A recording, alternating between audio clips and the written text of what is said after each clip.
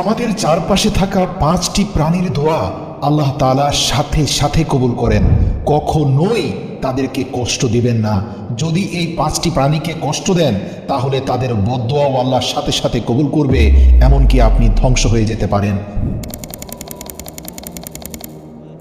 হযরত সুলাইমান আলাইহিস সালাম প্রাণীদের ভাষা বুঝতেন।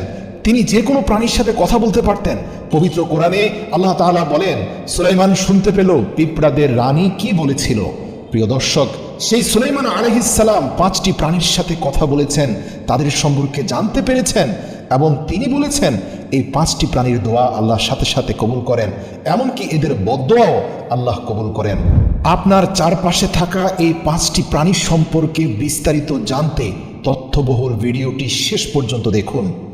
একবার হযরত সুলাইমান আলাইহিস সালামের নিকট খবর এলো এক ব্যক্তি একটি কুকুরকে বিষ খাইয়ে মেরে ফেলেছে। খবর পেয়ে হযরত সুলাইমান আলাইহিস সালাম তৎক্ষণাৎ সেই ব্যক্তির বাড়িতে হাজির হলেন। যখন সেই ব্যক্তি পুরো বিশ্বের সকল মানব দানবের বাদশাহ আল্লাহর প্রেরিত নবী হযরত সুলাইমান আলাইহিস সালামকে নিজের ঘরে দেখতে পেলেন, তখন সেই ব্যক্তি অত্যন্ত আনন্দিত হলেন এবং হযরত সুলাইমান আলাইহিস সালামের খেদমতে ব্যস্ত হয়ে গেলেন।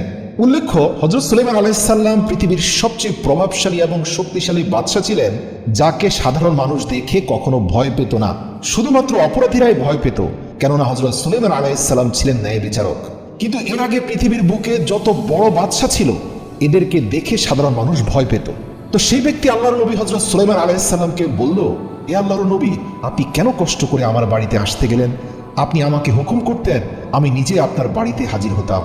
হযরত সুলাইমান আলাইহিস সালাম সেই ব্যক্তিকে বলল, তুমি তোমার পুরো গ্রামবাসীকে এখানে ডেকে জড়ো করো।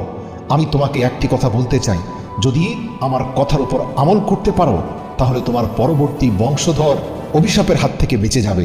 যদি তুমি আমার কথার উপর আমল না করো তাহলে তুমি এবং তোমার পরবর্তী বংশধর ক্ষতিগ্রস্ত হয়ে যেতে পারো আল্লাহর অভিশাপে।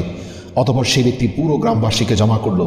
যখন সবাই জড়ো হলো তখন হযরত সুলাইমান আলাইহিস সালাম বললেন, 5টি এমন জানোয়ার এবং পাখি রয়েছে, আল্লাহ তাআলা এদের দোয়া এবং বদদোয়ার সঙ্গে সঙ্গে কবুল করেন। যদি কোনোভাবে অন্যায়ভাবে তুমি এদের গায়ে হাত তোলো, কষ্ট দাও, ব্যথা দাও, হত্যা করো, তাহলে এদের বদদোয়া আল্লাহ পাক সাথে সাথে কবুল করবেন, তুমি শেষ হয়ে যেতে পারো। এছাড়াও এই 5টি প্রাণীকে যদি তুমি সন্তুষ্ট করতে পারো, এদের দোয়াও কিন্তু আল্লাহ কবুল করবেন এবং এর বিনিময়ে অনেক মানুষ, এমনকি পাপাচারীরাও জান্নাতবাসী হয়ে গিয়েছে। 1 নম্বরে হযরত সুলাইমান আলাইহিস সালাম বলেন, কবুতর হচ্ছে এমন একটি প্রাণী যে কিনা পৃথিবীর বুকে থাকা অন্য সকল প্রাণীর চেয়ে নবীদেরকে বেশি মহব্বত করে এবং অন্যান্য পাখিদের তুলনায় কবুতর আল্লাহ তাআলার ইবাদত এবং জিকির সবচেয়ে বেশি করে। বলা হয়ে থাকে কবুতর যতক্ষণ জাগ্রত থাকে সর্বদা আল্লাহ আল্লাহ জিকির করে, দিনরাত আল্লাহ তাআলার ইবাদতে মশগুল থাকে। কবুতর অন্যান্য পাখিদের তুলনায় সবচেয়ে দীর্ঘ সময় উঠতে পারে। কবুতর আকাশের অনেক উঁচুতে উঠতে পারে। এমনকি যখন কোনো ঈগল পাখি কবুতরকে ধরার জন্য তাড়া করে, তখন কবুতর ঈগলকে ছাড়িয়ে আকাশের আরও অনেক উঁচুতে উঠে যায়, যতটা উচ্চতায় ঈগলও উঠতে পারে না। এভাবে কবুতর নিজেকে ঈগলের হাত থেকে বাঁচাতে সফল হয়। আর কবুতর মনে করে যে আমি যতটা উপরে উঠতে পারবো আল্লাহ তাআলার ততই কাছে পৌঁছতে পারবো। অলৌকিকভাবে আল্লাহ পাকও এই পাখিকে সবচেয়ে উঁচুতে ওড়ার ক্ষমতা দিয়েছেন। 2 নম্বরে হচ্ছে হযরত সুলাইমান আলাইহিস সালাম বিড়ালের কথা উল্লেখ করেন। হযরত সুলাইমান আলাইহিস সালাম বলেন, আমি অনেক ফরেজগার এবং আল্লাহভীরু মানুষকে দেখেছি যারা আল্লাহ তাআলার স্মরণে, ইবাদতে নিজেদের দিন এবং রাত্রি অতিবাহিত করত, কিন্তু আল্লাহ তাআলা এই ব্যক্তিদের দোয়াও ততটা দ্রুত কবুল করেন না যতটা দ্রুত আল্লাহ তাআলা বিড়ালের দোয়া কবুল করেন। বিড়ালের দোয়া এবং বদদোয়া খুব দ্রুত কবুল হয়ে যায়। বিড়ালের দোয়ার প্রচণ্ড প্রভাব রয়েছে। বিড়াল যার জন্য দোয়া করে সে খুব দ্রুত সফল হয়ে যায়। পাশাপাশি বিড়ালের বদদোয়াও অনেক খারাপ হয়ে থাকে। বিড়াল যাকে বদদোয়া করবে সেই ব্যক্তি দুনিয়া এবং আখিরাতে বরবাদ হয়ে যাবে। আল্লাহ রাসূল সাল্লাল্লাহু আলাইহি সাল্লামের একটি বিখ্যাত হাদিস রয়েছে। আল্লাহ রাসূল সাল্লাল্লাহু আলাইহি সাল্লাম বলেন, আমি এক মহিলাকে জাহান্নামের আগুনে মেরাজের রাত্রিতে জ্বলতে দেখেছি। সেই মহিলা একটি বিড়ালকে তার ঘরের মধ্যে এমনভাবে বেঁধে রেখেছিল যে তাকে কোনো খাবার বা পানীয় দেয়নি, আর বিড়ালটিকে ছেড়েও দেয়নি যে সে নিজেই নিজের খাবার সংগ্রহ করতে পারে। অতঃপর এভাবে ক্ষুধা যন্ত্রণার কষ্ট দিয়ে, তৃষ্ণার কষ্ট দিয়ে সে বিড়ালটিকে হত্যা করে এবং সেই ব্যক্তির যাবতীয় সকল আমল আল্লাহ তাআলা নষ্ট করে দেন। অভিশপ্ত অবস্থায় সে জাহান্নামে প্রবেশ করে। এরপর হযরত সুলাইমান আলাইহিস সালাম বলেন, চড়ুই হচ্ছে এমন একটি পাখি যাকে আল্লাহ তাআলা অনেক পছন্দ করেন এবং হযরত সুলাইমান আলাইহিস সালাম চড়ুই পাখির 3টি বৈশিষ্ট্য বর্ণনা করেছেন। সর্বপ্রথম চড়ুই পাখি যখন সকাল ভোরে ঘুম থেকে উঠে তখন সবার আগে আল্লাহ তাআলার নামের জিকির করে। 2 নম্বরে চড়ুই অত্যন্ত নিষ্পাপ একটি পাখি, এদের মধ্যে কোনো চতুরতা পাওয়া যায় না। 3 নম্বরে চড়ুই পাখি আল্লাহ তাআলার উপর সবচেয়ে বেশি ভরসা করে। চড়ুই পাখি যেখানেই কোনো খাবার খায় সেখানের খাবার খেয়ে পেট ভরার পরে কোনো খাবার নিয়ে যায় না, বাকি খাবার অন্য পাখিদের জন্য রেখে চলে যায়। সে পরের দিনের জন্য আল্লাহর উপর তাওয়াক্কুল করে। সে বিশ্বাস করে যে আল্লাহ তাআলা তাকে পরের দিনও একইভাবে রিজিক দিবেন। আর সে মনে মনে বলে, আল্লাহই আমার জন্য যথেষ্ট, আল্লাহ আমার রিজিক দাতা।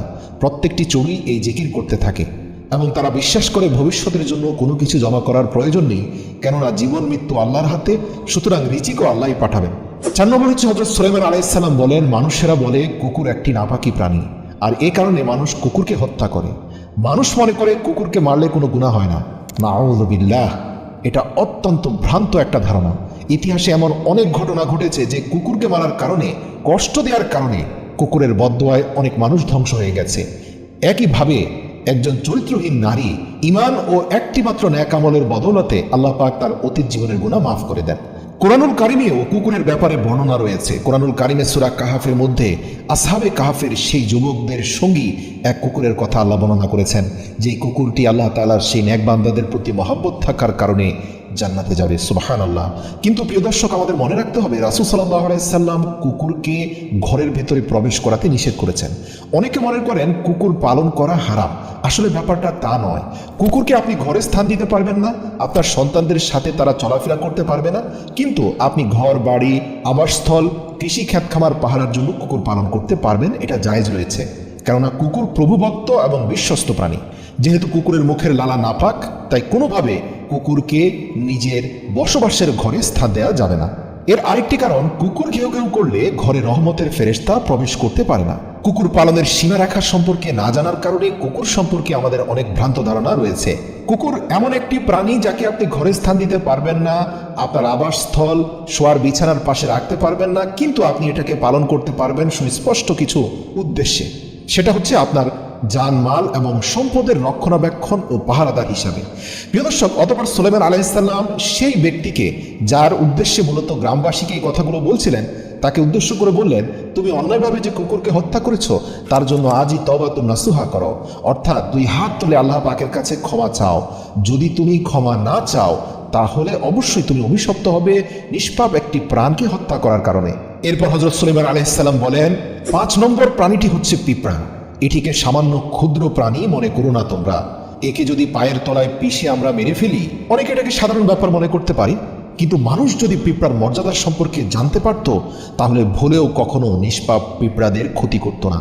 পবিত্র কোরআনের একটি পূর্ণাঙ্গ সূরা রয়েছে যার নাম সূরা আন-নামল। নামল শব্দের অর্থ পিঁপড়া। এই সূরাতে আল্লাহ তাআলা পুরোটাই পিঁপড়ার আলোচনা করেছেন। কোরআনুল কারিমে ইরশাদ হয়েছে, হযরত সুলাইমান আলাইহিস সালাম আল্লাহ তাআলার একজন প্রেরিত নবী ছিলেন। আল্লাহ তাআলা তাকে পুরো পৃথিবীর বাদশাহী দান করেছিলেন।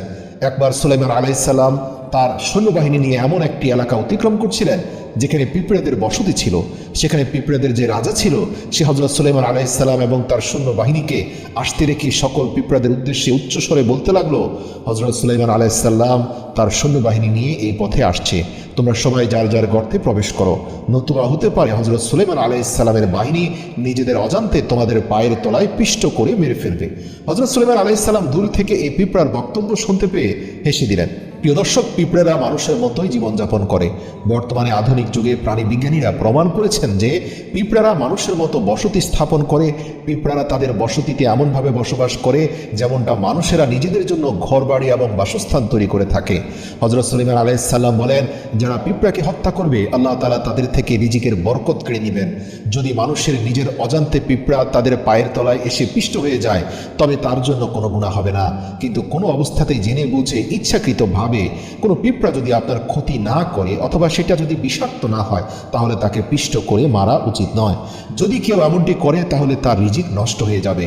আর যদি কোনো খাবার আপনার হাত থেকে মাটিতে পড়ে যায় তাহলে সেই খাবার যদি পিঁপড়ারা এসে খায়, অথবা আপনি ইচ্ছে করে যদি পিঁপড়াদেরকে কোনো খাবার দিয়ে দেন, এতে করে পিঁপড়ারা আপনার জন্য দোয়া করবে। আর পিঁপড়ার দোয়ার বরকতে আল্লাহ তাআলা আপনার রিজিকের মধ্যে প্রাচুর্যতা দান করবেন। ওলামায়ে কেরামগণ বলে থাকেন, পিঁপড়ার কিছু কিছু প্রজাতি বিষাক্ত হয়ে থাকে। ওইসব পিঁপড়ারা যদি আপনাকে কামড়ায় তাহলে আপনার ত্বকে জ্বালা পোড়া অথবা চুলকানি দেখা দিতে পারে। ওলামায়ে কেরামের মতে যদি কোনো পিঁপড়া বিষাক্ত হয় তবে তা আপনার জন্য ক্ষতির কারণ হলে আপনি তাকে মারতে পারেন অথবা সেই স্থান ত্যাগ করতে পারেন। হযরত সুলাইমান আলাইহিস সালাম এই 5টি প্রাণী সম্পর্কে মানুষদেরকে জানানোর পর সে লোকদের উদ্দেশ্যে বলেন, এবার আমি আপনাদেরকে একটি অত্যন্ত গোপন বিষয় সম্পর্কে জানাবো। কখনোই কোনো জন্তু জানোয়ার অথবা পাখিকে অযথা কোনো কারণ ছাড়াই ইচ্ছাকৃতভাবে জেনে বুঝে হত্যা করবেন না, কেননা তারাও আপনার মতো আল্লাহ তাআলার একটি মাখলুক। আল্লাহ তাআলার কোনো মাখলুককে জেনে বুঝে কোনো প্রকারের কষ্ট দেয়া উদ্দেশ্যে তাদেরকে হত্যা করা বা কষ্ট দেয়া, মারধর করা উচিত নয়। আল্লাহ তাআলার সমস্ত মাখলুকদের প্রতি দয়া এবং ভালোবাসা প্রদর্শন করা একান্ত কর্তব্য এবং সাধ্যমতো তাদের খাবার দান করা উচিত।